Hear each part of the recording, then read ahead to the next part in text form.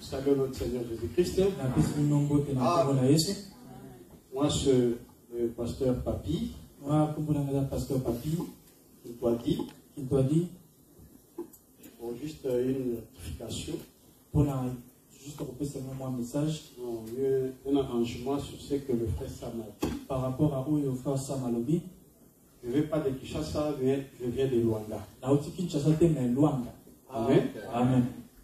Je n'ai pas vraiment beaucoup de commentaires sur ma personne. Par rapport à Amen.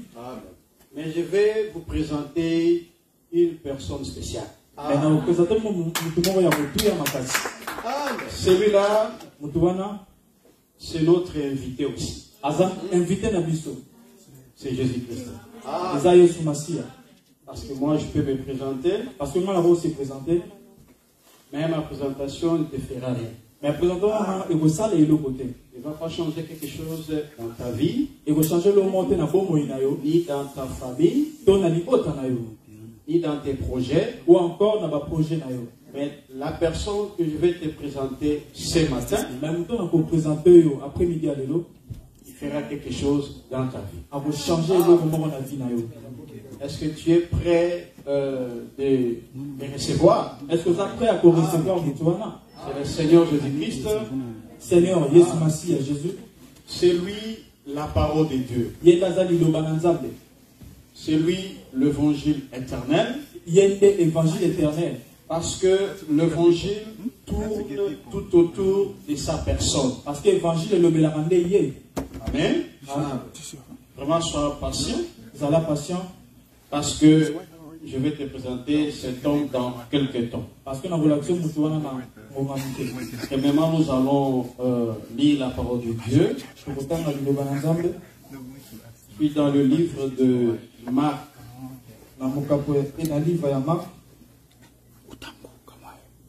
Chapitre 9. Chapitre 9.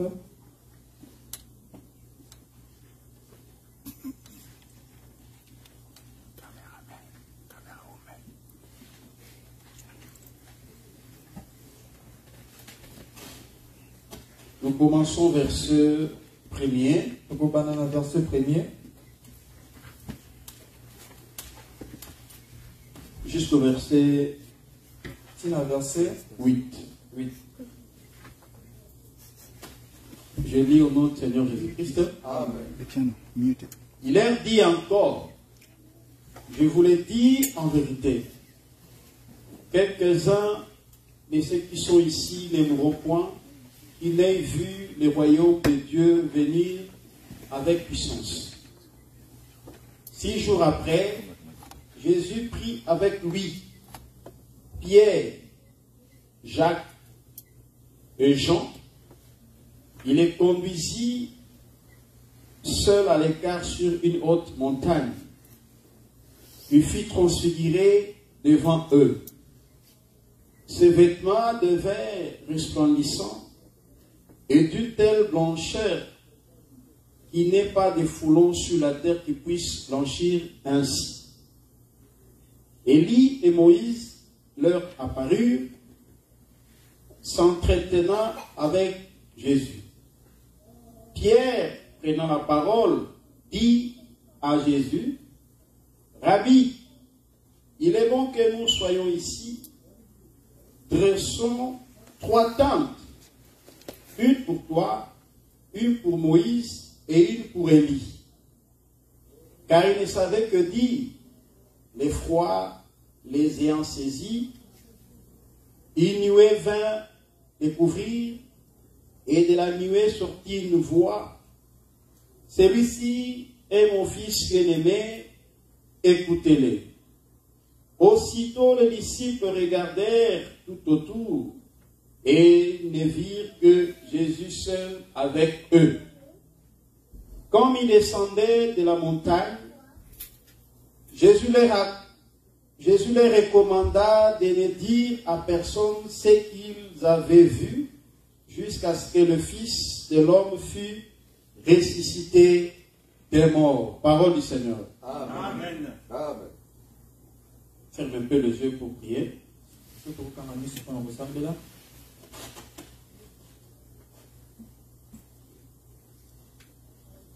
Seigneur Dieu, je suis très reconnaissant Ibosonayo, je suis très reconnaissant devant toi, Seigneur. En ces jours,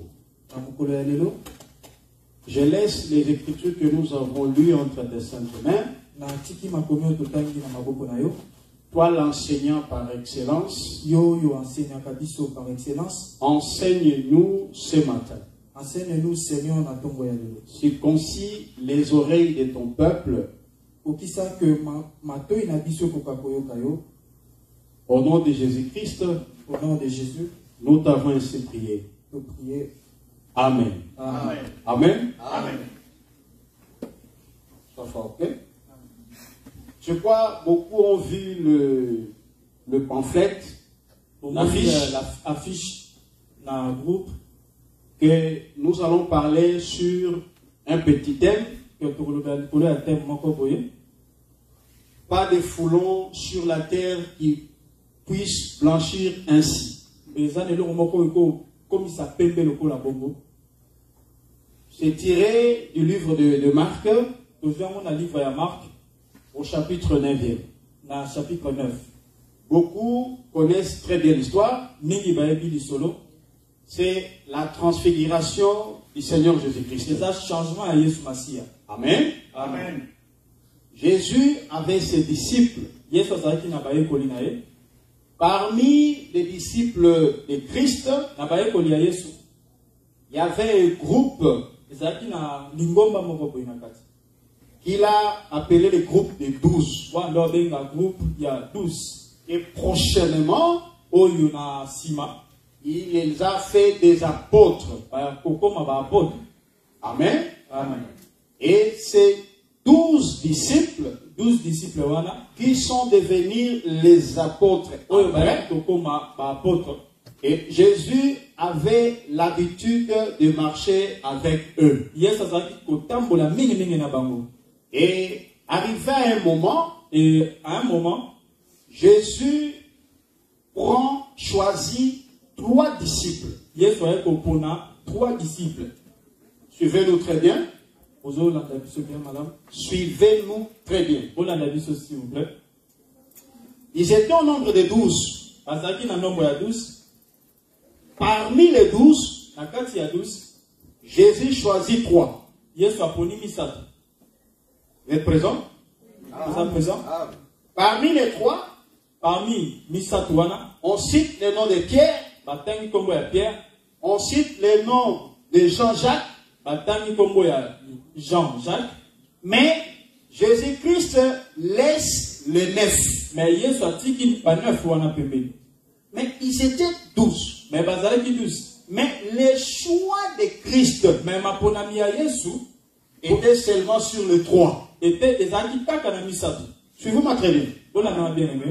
Cela ne dépendait pas de ces 3-là. Pour que Jésus-Christ les choisisse, cela ne dépendait pas d'eux. Ils n'ont fourni aucun effort, aucune prière. Mais cela a plu à Jésus de les choisir, de les séparer, de laisser les 9 à côté, de choisir seulement 3. Laisse-moi te dire, pour ce qui est du choix de Dieu, cela dépend de Dieu lui-même. Parce que pour que toi tu viennes dans ces choses, c'était Dieu qui t'a choisi. Il a dit aux disciples, ce n'est pas vous qui m'avez choisi, mais c'est moi qui vous ai choisi. Amen. C'est lui qui les a choisis. Et non les disciples. Personne ici n'a fait une demande à Dieu. Amen. Que non, Seigneur, je vais être ton fils. Je vais être ton serviteur. Je vais appartenir appartenir à la communauté des assemblées des saints.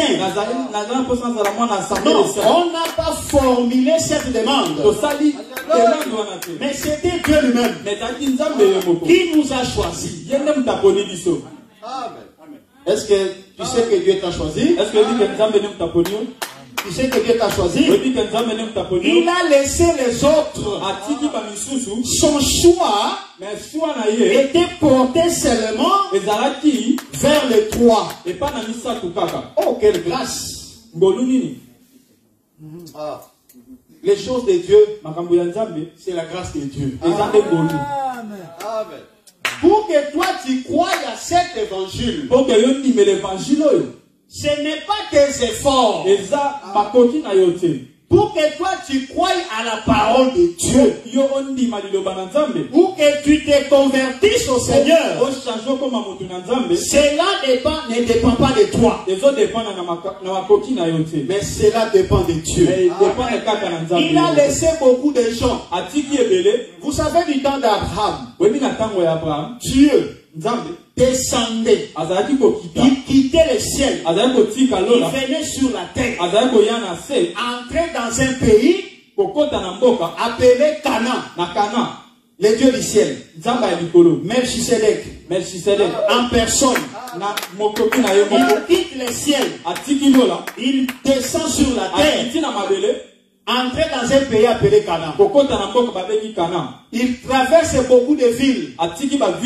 Il traverse beaucoup de quartiers. Il traverse beaucoup d'avenues. Beaucoup de parcelles. Mais il entre seulement dans la tente d'Abraham. Quelle grâce! Quel privilège! Parce que Canaan était tout un pays. Est-ce que vous croyez à cela? Il y avait beaucoup d'habitants, beaucoup de peuples. Mais Dieu, Melchisedec, a laissé tout ce monde-là. Il est venu seulement dans la tente d'Abraham pour visiter seulement Abraham, prêcher seulement Abraham. Parce que Melchisedec, c'est sacrificateur du Dieu très haut. Un sacrificateur, c'est un enseignant de la parole. Amen.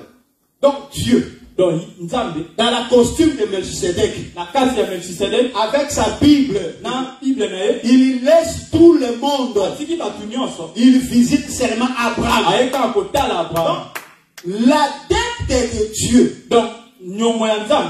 les croyants de Dieu, dans ce temps-là, celui qui était croyant, fidèle, église, c'était seulement Abraham. Amen. Est-ce que vous m'écoutez très bien? Dieu laissait beaucoup de gens. Il enseignait seulement Abraham. Ma soeur, mon frère, bien-aimé, aujourd'hui aussi, Dieu a laissé beaucoup de gens. Mais il t'enseigne seulement toi. Il enseigne seulement dans les assemblées des saints. Parce que moi je crois que c'est dans l'assemblée des saints. C'est là où la parole de Dieu est prêchée dans toute sa totalité. Ni ailleurs. Dieu les a laissés. Mais seulement Abraham. Amen. Seulement Abraham. Donc c'est le choix de Dieu. C'est pour cela.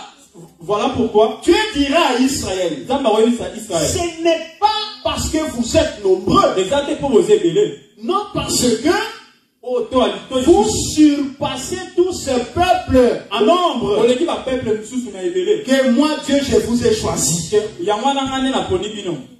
L'élection de Dieu ne regardez pas ce que l'homme fait ou ce que l'homme est. Quand Dieu aime, quand Dieu choisit, Dieu n'a pas de critères. Mais les critères que lui-même se choisissent, quand l'homme lui plaît. Regardez quand Dieu a envoyé le prophète Samuel Dans dans la maison d'Isaïe, le père de David. Papa et David. Quand Dieu avait rejeté Saoul, il appelle Samuel. Il dit à Samuel, jusqu'à quand tu vas continuer toujours à pleurer sur Saoul? Moi, je l'ai déjà rejeté. Voici, je me suis choisi un homme dans la maison d'Isaïe. Vous êtes présent? Vous êtes présent? Est-ce que Dieu avait donné le nom de David au prophète Samuel? Non. Il a dit seulement, j'ai vu un homme, un fils là-bas. Suivez-moi très bien. Va le oindre. Samuel prend la prophétie, la parole de Dieu. Il commence à marcher. Il avait seulement un petit détail. Les détails, c'était quoi? Dans la maison d'Isaïe. Écoutez-moi très bien. Les petits détails, c'était quoi? Les petits détails. Seulement la maison d'Isaïe. Mais le reste, Dieu n'a pas dit à Samuel. Samuel allait seulement. Je vais dire à quelqu'un, si Dieu te donne ne fût qu'un petit détail d'une promesse, cela va s'accomplir. Ne cherche pas beaucoup de choses. Seulement un petit détail. Parce que Dieu est aussi dans de petites choses. Même une petite vision que Dieu t'a montrée. Même un petit songe que Dieu t'a montré. C'est la totalité même de Dieu. Saisis ça. Il travaillait et tu verras la main de Dieu. Samuel va dans la maison d'Isaïe. Samuel va. Il arrive. Les gens de la ville, les anciens, ils sont venus à la rencontre du prophète. Ils demandent au prophète, est-ce que ta venue annonce-t-elle quelque chose de bon?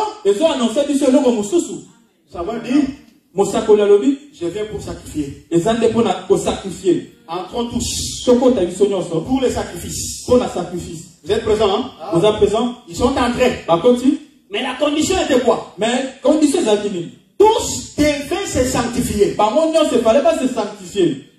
Samuel a sanctifié tout le monde qui était dans la salle.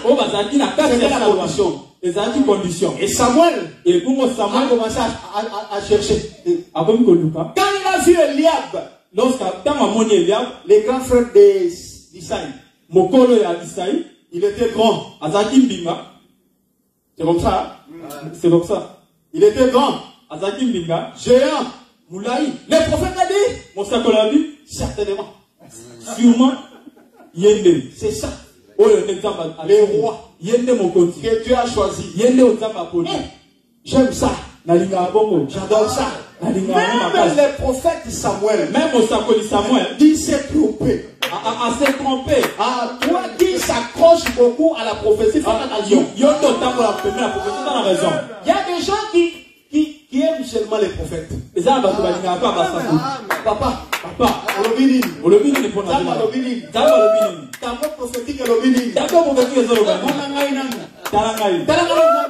regarde-moi cet enfant. Est-ce qu'il a la sorcellerie ou n'a pas de sorcellerie? Toi qui aimes beaucoup les prophéties, faites attention. La prophétie par excellence, c'est la parole de Dieu. Les prophètes Samuel de la Bible, il se trompe. À combien plus forte raison nos prophètes d'aujourd'hui? Les prophètes d'aujourd'hui, Amen. Quand il a regardé, il a vu un grand monsieur. Parce que les gens aiment les apparences. Ça ne commence pas d'aujourd'hui. Ah, c'est lui. Dieu. Il tire Samuel les oreilles. Toi, Samuel. Moi, Dieu, je ne regarde pas l'apparence. Il y a beaucoup de gens, ils ont tapé à côté à cause des apparences. Dieu dit, non, moi, je ne l'ai pas choisi. Je l'ai rejeté. Le deuxième est venu. Dieu a dit, celui-ci aussi, je ne l'ai pas choisi. Il faut lire la Bible très bien. Il faut tout la Bible bien. Il ne faut pas lire la Bible comme le fait Abbé Maloumal. L'abbé Maloumal. Il faut lire la Bible. Il faut autant la Bible comme l'évangile éternel est dit. La Bible dit, Isaïe avait 8 fils. Mais il fait passer tous ces 7 fils. Dieu n'a pas choisi qu'un d'eux. Maintenant, le prophète dit, est-ce que tous tes enfants sont-ils passés? Isaïe dit, il en reste un. Mais il n'est pas ici. Il est là-bas. Samuel dit, appelle-les. Vous êtes présent? Isaïe fit appeler David. Je me demande si David avait refusé l'appel de son père, ces jours-là, il n'allait pas être choisi.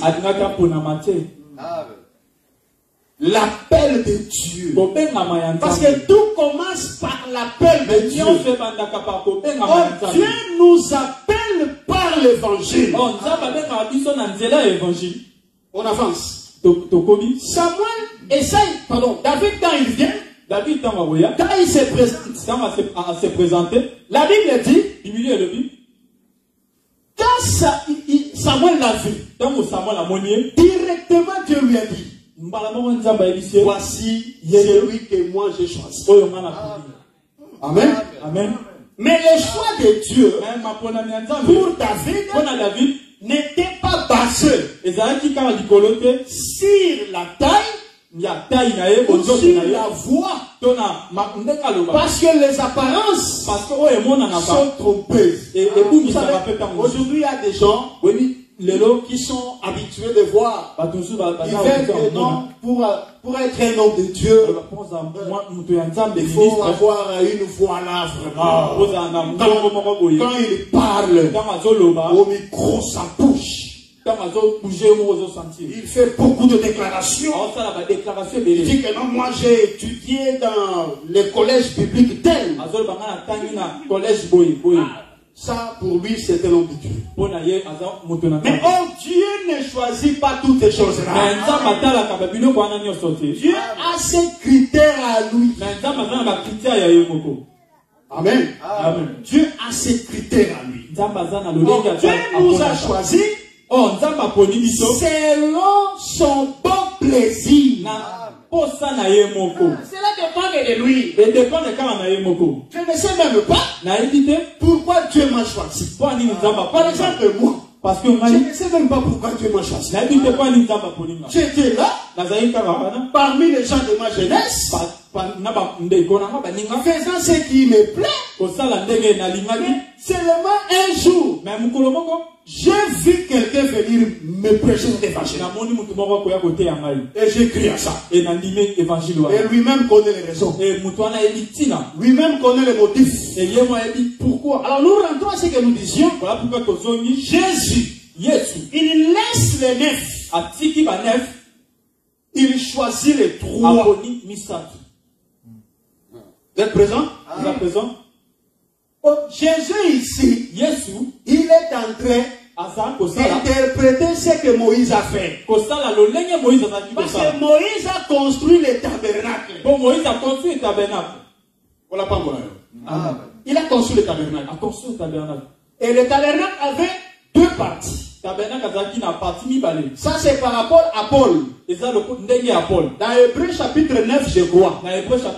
Mais si nous rentrons dans Exode 25, nous verrons ces 3 parties. C'est-à-dire les parvis, le lieu saint et le saint des saints. Vous êtes présents? Et Jésus, quand il laisse les 9 quelque part, il appelle les 3. Jésus est en train de dessiner le tabernacle. Les 9 qui restent, il les laisse au parvis. Et les 3 au lieu saint, et lui-même, comme le souverain sacrificateur, il doit entrer dans le saint des saints. Il va entrer dans le saint des saints comme souverain sacrificateur. Le souverain sacrificateur, quand il entre dans le saint des saints, la Bible dit il devait avoir son vêtement. Amen. Allah telamba. Il faut aller à Telamba. La bille de la divinité. Bilamba wana. Ces habits-là. Voilà. Ces habits. Bilamba a fait la couleur blanche. La couleur, il y a peu. La Bible dit. C'était de laine pure. Les habits laine. Il y a pamba. Pur. Il y a pur. Amen. Amen. Donc c'était blanc. Les habits pembe. Vous êtes présent? Vous êtes présent. Ah, c'est pour cela. Jésus, quand il laisse les 3, lui-même progresse pour nous montrer que c'est lui le souverain sacrificateur. Ses vêtements doivent devenir blancs. Amen. Amen. Ses vêtements doivent devenir blancs. Mais l'Écriture dit, d'une blancheur n'a pembe qu'aucun foulon sur la terre ne peut blanchir. Le foulon, c'est quoi? Les foulons aujourd'hui, nous pouvons les comparer comme un lavage, comme blanchisserie. Comme place vous êtes présent? La blanchisserie, quand l'habit devient sale, on amène à la blanchisserie pour les laver, pour que l'habit devienne blanc. Mais on nous fait remarquer que les habits de Jésus qui sont devenus blancs, comme aucun foulon sur la terre ne peut blanchir. Donc sur la terre, il y a des foulons qui blanchissent les habits, mais pas comme ces foulons. Amen. Amen. Et la Bible dit, Moïse et Élie leur sont apparus. Amen. Amen. Et le visage de Jésus fut transfiguré et changé par la mort. comme le soleil. Ça c'est Matthieu qui dit. Moïse et Élie sont apparus. La nuée de sang et une voix qui sort de la nuée. Celui-ci, c'est mon fils. Écoutez-le. Amen. Amen. Amen. Voilà un peu c'est que nous allons voir par la grâce de Dieu. Mais aujourd'hui, nous voulons dire un peu quelque chose, parce que c'est l'introduction. Moïse et Élie, qui apparaît? Pourquoi? Parce que vous remarquerez que nous avons dit les souverains sacrificateurs entraient seuls. Vous êtes présent? Dans la présence de Dieu. Au-delà du voile. Au-devant de lui, il y avait l'arche. Vous êtes présent? Il y avait l'arche. Et au-dessus de l'arche, il y avait un propitiatoire. Et au-dessus du propitiatoire, Dieu avait dit, il faut représenter deux chérubins. L'un à droite, l'autre à gauche. Ou bien dans une autre extrémité et dans l'autre extrémité. Maintenant, le souverain sacrificateur entrait avec le sang devant les seigneurs. Mais il y avait la présence de deux chérubins. C'est pour ça que vous remarquerez la présence de Moïse et d'Élie qui apparaît à côté pour dire que Jésus c'est lui le véritable souverain sacrificateur. On doit voir les deux chérubins, l'un à sa droite, l'autre à sa gauche. J'aime l'évangile éternel. Parce que l'évangile éternel, c'est la Bible de Joseph. Un habit à plusieurs couleurs. Amen. Amen. C'est comme chez nous en Afrique. Une femme peut porter une panne. Mais elle a sa façon d'arranger la panne. L'autre peut l'arranger par derrière. L'autre peut l'arranger à côté. L'autre peut l'arranger au devant. C'est toujours le panne. Ça, c'est l'exemple terre à terre. Mais c'est la Bible à plusieurs couleurs. Donc nous comprenons que Moïse et Élie vient confirmer que Jésus c'est le souverain sacrificateur. Qui entre devant Dieu. Non avec le sang des taureaux, mais avec son propre sang. Parce que l'Écriture dit le sang des taureaux et des boucs ne pouvait pas amener les gens à la perfection. Mais lui, il est venu avec son propre sang. Et quand il va au devant du Seigneur, nous devons avoir à côté de lui les deux chérubins. Je vais balancer la nuée. Parce que vous aimez beaucoup le balancement de la nuée. Vous voulez que je balance la nuée?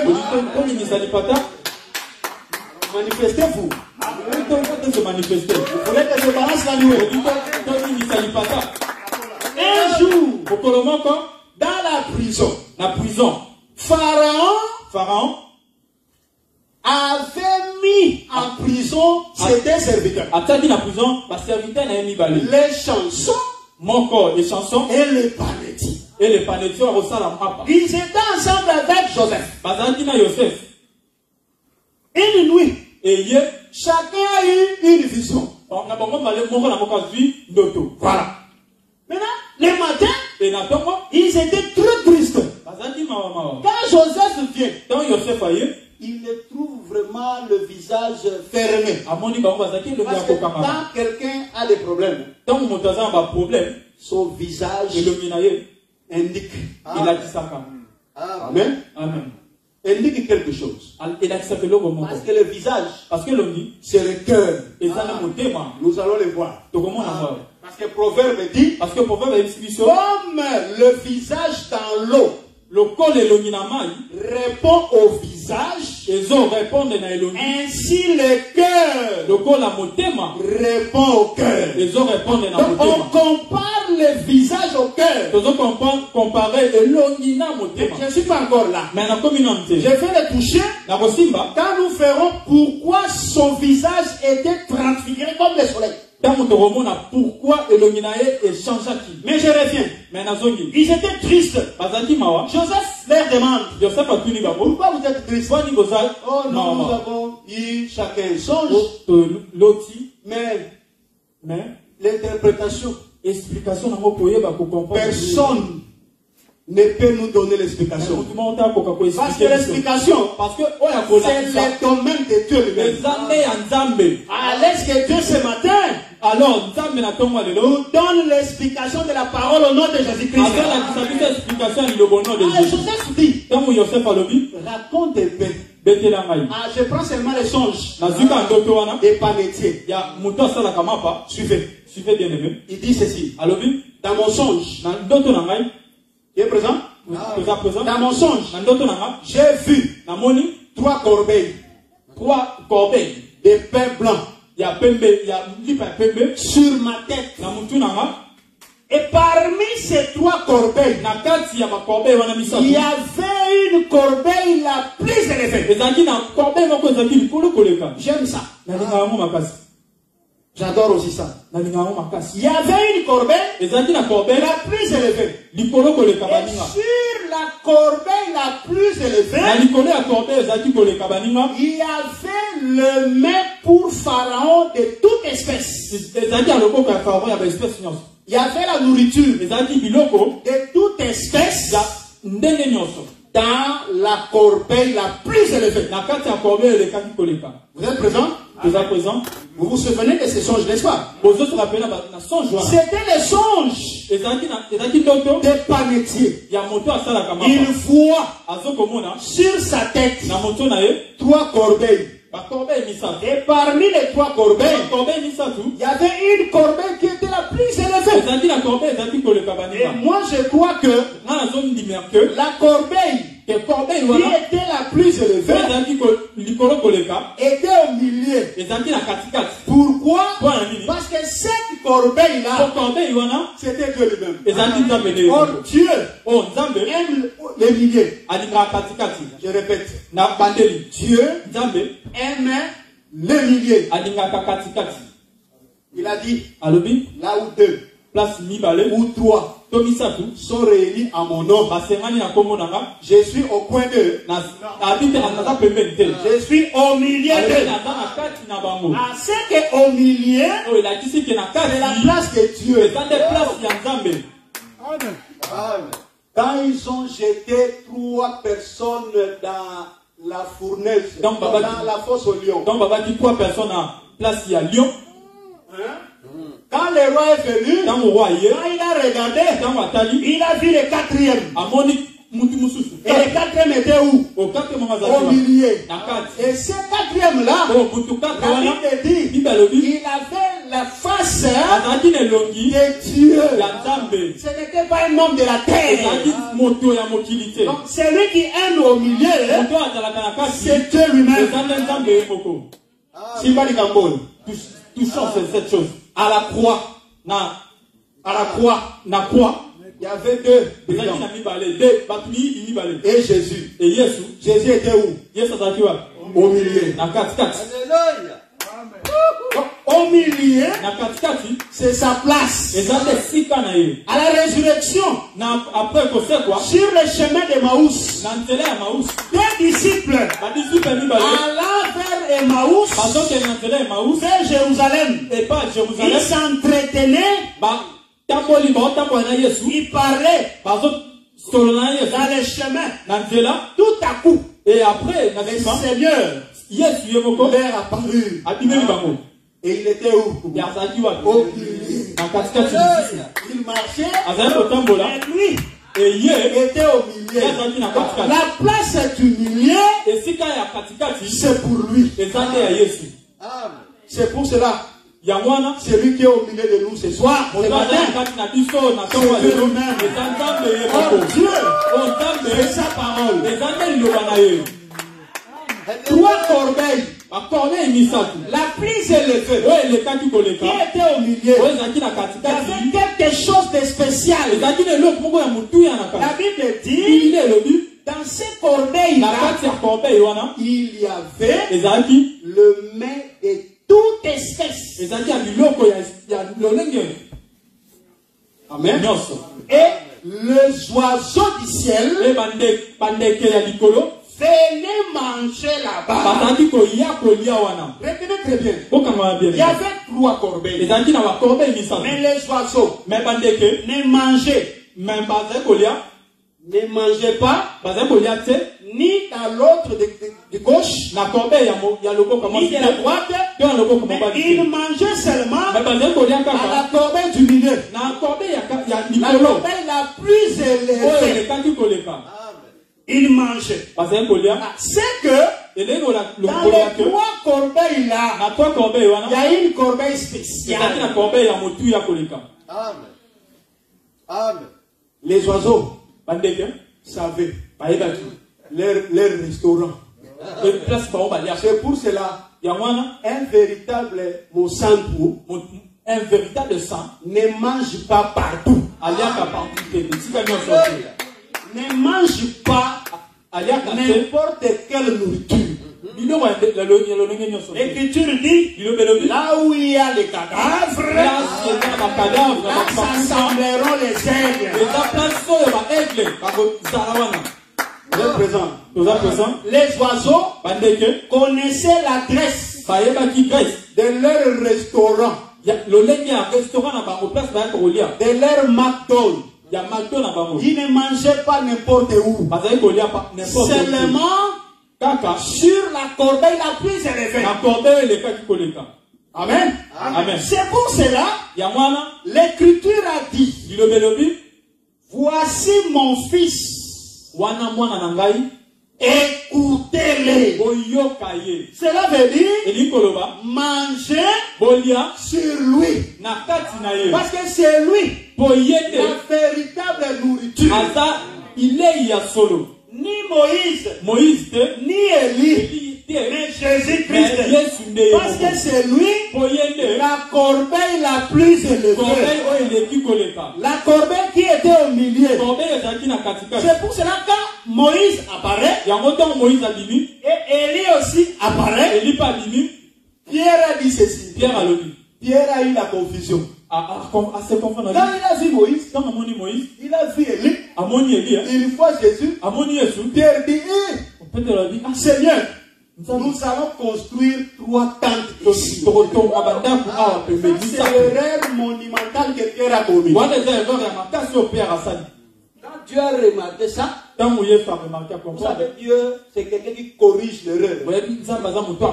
Dieu n'aime pas l'erreur. Dieu corrige. Quand Christ marchait avec ses disciples, Pierre avait déclaré une parole qui ne cadrait pas avec l'évangile. Non, c'était pas Pierre. Il y avait quelqu'un comme ça de la foule. Il a dit, il était assis dans la doctrine de Mariologie. Ça veut dire qu'il y a doctrine de Mariologie. Il adorait Marie. Il dit, errez les mamelles qui t'ont allaité. Il voulait donner à Marie une place de choix. C'était vraiment un véritable catholique. Errez les mamelles qui t'ont allaité. Jésus, quand il a regardé, il a dit cet enseignement, c'est l'enseignement des catholiques. Ici, dans l'église des saints, cet enseignement, c'est toi, il faut les corriger. Jésus a corrigé ça sur place. Amen.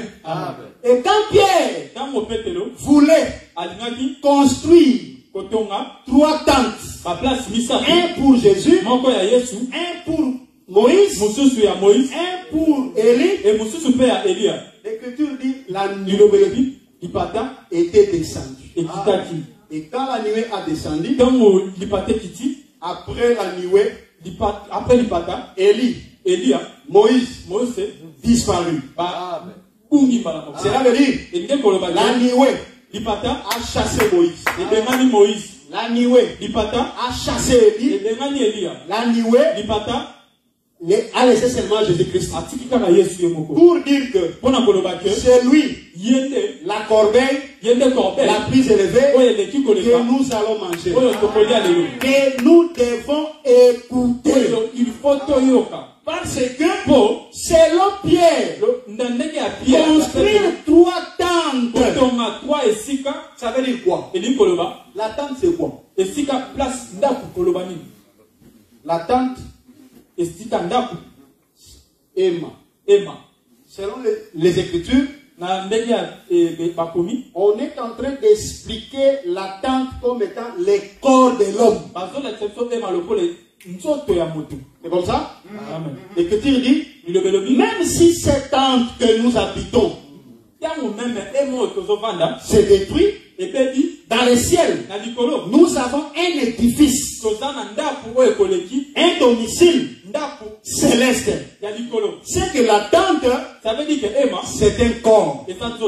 Amen. Je peux avancer?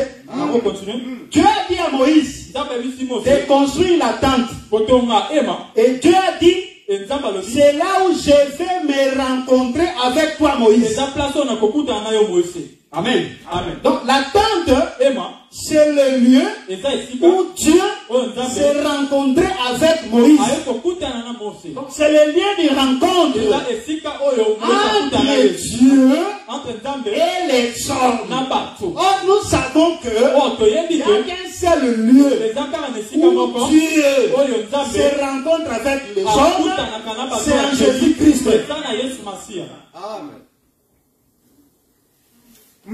Amen. Amen. Si tu veux voir Dieu, si tu veux te rencontrer avec Dieu, c'est qu'en Christ. Dieu était en Christ. On a dit réconcilier le monde avec lui-même en n'imputant point aux hommes leurs offenses. 2 Corinthiens chapitre 5 verset 19 je crois. Corinthiens 2 verset 19.